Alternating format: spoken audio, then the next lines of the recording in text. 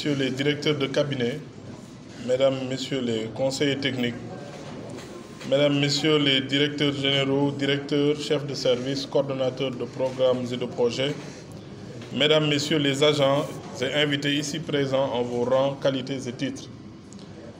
La cérémonie qui nous réunit s'inscrit dans une tradition républicaine bien établie.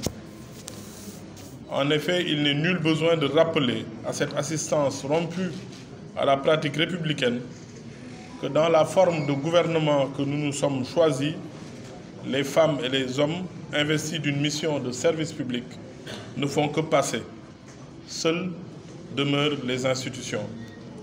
Il est ainsi des moments en République où l'heure vient de reprendre un flambeau bien tenu et d'œuvrer à entretenir la flamme au service de la nation.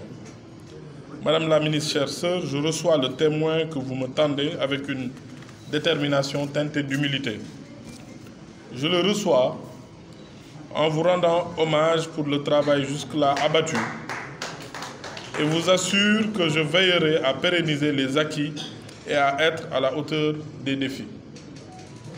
Défis qui, comme l'a rappelé son Excellence Monsieur le Président de la République Macky Sall lors de son adresse à la Nation du 16 septembre 2022, se dresse devant nous dans un contexte international marqué par une flambée des prix du pétrole et des denrées de première nécessité. Le chef de l'État a rappelé encore la priorité accordée au secteur et la prise de mesures sans précédent de protection sociale et de soutien au pouvoir d'achat des ménages à hauteur de 620 milliards de francs CFA, soit 300 milliards de subventions au carburant, à l'électricité et au gaz au 30 septembre 2022, 157 milliards de renonciations aux recettes fiscales et douanières pour éviter le renchérissement des prix du riz, du blé, du maïs, du sucre et de l'huile, 120 milliards de revalorisation des salaires des agents publics et 43 milliards de transferts d'argent en soutien à 543 000 familles les plus vulnérables qui sont répertoriées dans le registre national unique. Mesdames, Messieurs, dans la feuille de route qui nous a été confiée par le Président de la République, à travers son Premier ministre, figure l'organisation de larges concertations avec toutes les parties prenantes, notamment les associations de consommateurs et les commerçants. Notre action sera articulée autour de plusieurs axes que nous résumons ainsi: informer, contrôler et, si nécessaire, sanctionner.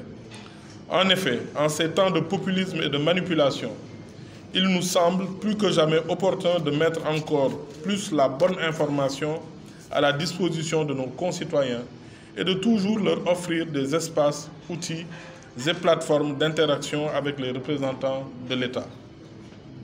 Il nous faut aussi renforcer les vaillants cadres et agents du ministère du Commerce, ma nouvelle famille d'accueil, en moyens humains, matériels et logistiques pour une plus grande efficacité de leur action de contrôle et de régulation. Enfin, il nous paraît nécessaire, face aux contrevenants à la bonne marche du secteur, à chaque fois que de besoin, d'appliquer la loi dans toute sa rigueur. Chers membres de la famille du commerce et de l'entreprise, dont Madame la Ministre, vous faites partie, vous êtes et vous serez toujours, je puis vous assurer qu'en moi, vous trouverez une oreille attentive, une rigueur bienveillante et un engagement sans faille à vos côtés pour assurer un service performant aux consommateurs, aux commerçants et aux entreprises en général. D'autant plus que son Excellence, Monsieur le Président de la République, à travers son Premier ministre, nous exhorte à être à la fois le ministre des commerçants, des producteurs locaux, de l'expertise et du consommé local.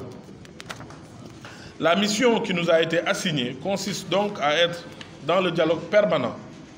En effet, avec l'implication de l'ensemble des parties prenantes, nous devons relever le défi de la lutte contre la vie chère et celle de la contribution à l'atteinte d'une croissance forte et inclusive grâce à la compétitivité des entreprises.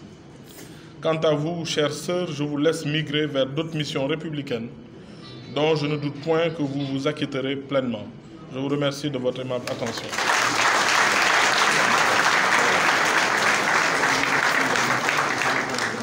Merci beaucoup, Monsieur le ministre.